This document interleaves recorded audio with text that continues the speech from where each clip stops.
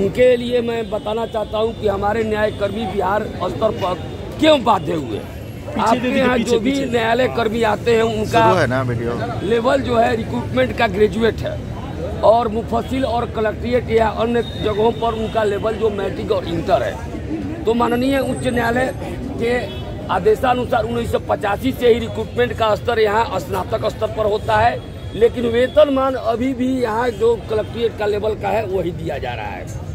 राष्ट्रीय न्यायिक वेतन आयोग सेठी कमीशन की अनुशंसाओं के आलोक में गुजरात, कर्नाटक और केरल आदि अन्य प्रांतों में ये वेतनमान लागू हो चुका है। हमारे यहाँ जो लोग क्लर्क में ज्वाइन किए यहाँ से रिटायर होकर उसी पद पर होकर चले जाते हैं। हमारे सामने जो सिपाही रिमांड कराने के लिए आते थे आज वे इंस्पेक्टर और थानेदार बने हुए हैं। तो स्थितियाँ क्या है, आपके अभिभावक बोझ के तले हम लोग काम करते हैं और हमारे 4th ग्रेड के जो कर्मचारी हैं वे बिना प्रोन्नति के ही रिटायर्ड हो जा रहे हैं और सबसे दारुण दुख है। बहुत बहुत स्वागत है हमारे बिहार बार काउंसिल के माननीय सदस्य मिश्रा जी यहाँ पर पधारे हुए हैं हम सबके बीच में। तो जो कर्मचारी हमारे काल कौलित हो जाते हैं उनके बच्चे किस स्थिति में है ये दीपक तले अंधेरा है। उनका जो अनुकंपा पर नियुक्ति होती है अन्य बिहार सरकार चाहे अन्य सरकार केंद्र सरकार में अन्य जगहों पर वो नियुक्ति बहुत प्रावधान है उसके तले चल रहा है और हमारे यहाँ लोग बरसों अपना चप्पल चमकाते हुए काल कौलित हो जा रहे हैं और उनका कोई देखने वाला नहीं है। तो बिहार सरकार ने जो काम लेती है हमसे माननीय उच्च न्यायालय के निर्देशानुसार यहाँ के लोग कब काम करते हैं, कैसे काम करते हैं, रात दिन काम करते हैं। अगर रात में 8 बजे रिमांड करना है तो उस समय आते हैं रिमांड करते हैं, बारिश संडे के दिन रिमांड करते हैं, होली के दिन रिमांड करते हैं, स्टेटमेंट भेजना होता है तो बंदी में आकर स्टेटमेंट बनाते हैं और हर तरह से इस जो न्यायालय की जो भूमिका है उसमें अपने कर्तव्य का निर्वहन करते हैं। लेकिन जहाँ तक बात है कि जिस पद पर वे आते हैं उसी पद पर वे सेवानिवृत्त होते हैं। कहने के लिए भले कह दें कि ये फलना से रिश्तेदार हो गए फलना, लेकिन मूलतः वे सभी एक ही हैं, एक ही कैडर में हैं। जैसे आए थे वैसे ही हैं। जो पुलिस में थे वे निरीक्षक बनकर रिटायर्ड हो रहे हैं, जो बैंक में असिस्टेंट में ज्वाइन करते हैं स्कूल 4 मैनेजर में रिटायर कर रहे हैं। रेलवे में भी प्रोन्नति है, सभी विभागों में प्रोन्नति है। LIC में जो असिस्टेंट था वो ब्रांच मैनेजर बनकर रिटायर कर रहा है। लेकिन आपके यहाँ जो आदमी जिस रूप में आया था उसी रूप में यहाँ से रिटायर्ड हो रहा है। अन्य प्रांतों में ये सेठी कमीशन की अनुशंसाएं लागू हो गई हैं और हमारे यहाँ ज्यों के त्यों बिहार सरकार माननीय उच्च न्यायालय की अनुशंसा के बावजूद कान पर तेल डाल करके बैठी है। और पिछले महीने में जो भी अभ्यावेदन दिया गया था माननीय न्यायालय के निर्देशानुसार गांगुली कमेटी और गांगुली और सेठी कमीशन दोनों की अनुशंसाओं के लाइट में अभ्यावेदन दिया गया था। माननीय न्यायालय के निर्देश के अनुसार में उसको सरकार ने विधि विभाग ने सकारण आदेश के द्वारा निरस्त कर दिया और बाध्य होकर के 30 सालों की सेवा के बाद न्यायालय कर्मी आपके समझ पहली बार अपनी चादर बिछाकर नीचे बैठे हैं और आपके समर्थन और आपके आशीर्वाद की गुहार लगा रहे हैं।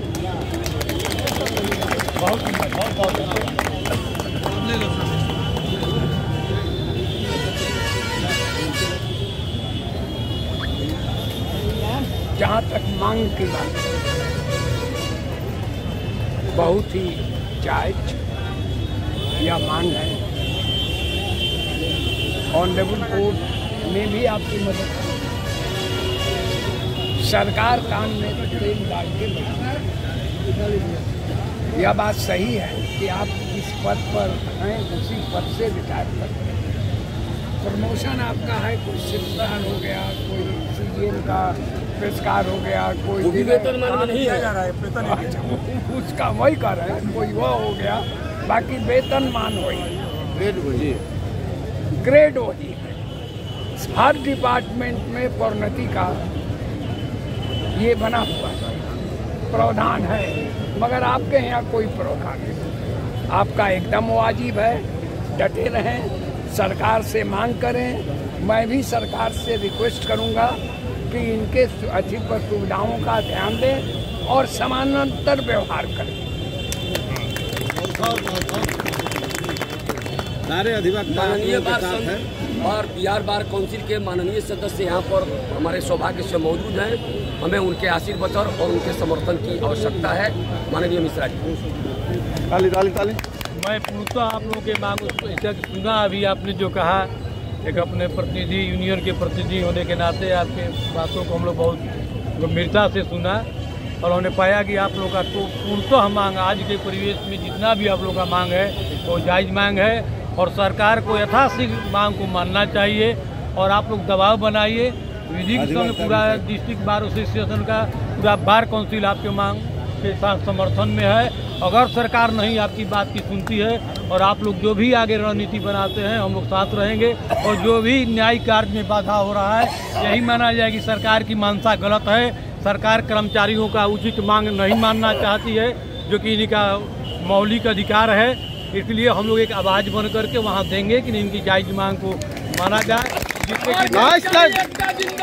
जिंदाबाद जिंदाबाद, कर्मचारी एकता जिंदाबाद, जिंदाबाद जिंदाबाद, कर्मचारी एकता जिंदाबाद, जिंदाबाद जिंदाबाद, जिंदाबाद, जिंदाबाद जिंदाबाद। इस यूनियन के बीच से एक संदेश सरकार को देना चाहेंगे, सरकार को संदेश देना चाहेंगे कि जितना न्यायिक कार्य हमारी बाधित न हो, जनता की समस्या का समाधान हो, इसके हड़ताल के चलते जितना भी नुकसान होगा, चाहे राजस्व का नुकसान हो या पब्लिक का नुकसान हो, सबका जवाबदेही बिहार सरकार और सिर्फ बिहार सरकार। हमारे विद्वान अधिवक्ता मुरारी जी आप समक्ष अपनी आशीर्वचन रखेंगे। जो वेतन विसंगति है और जो पदोन्नति के नियमों में जो विसंगति है वह तो अवश्य दूर होना चाहिए। अनुकंपा का है नियम, वो लागू होना चाहिए और इसके लिए हम सभी अधिवक्तागण आपके साथ हैं।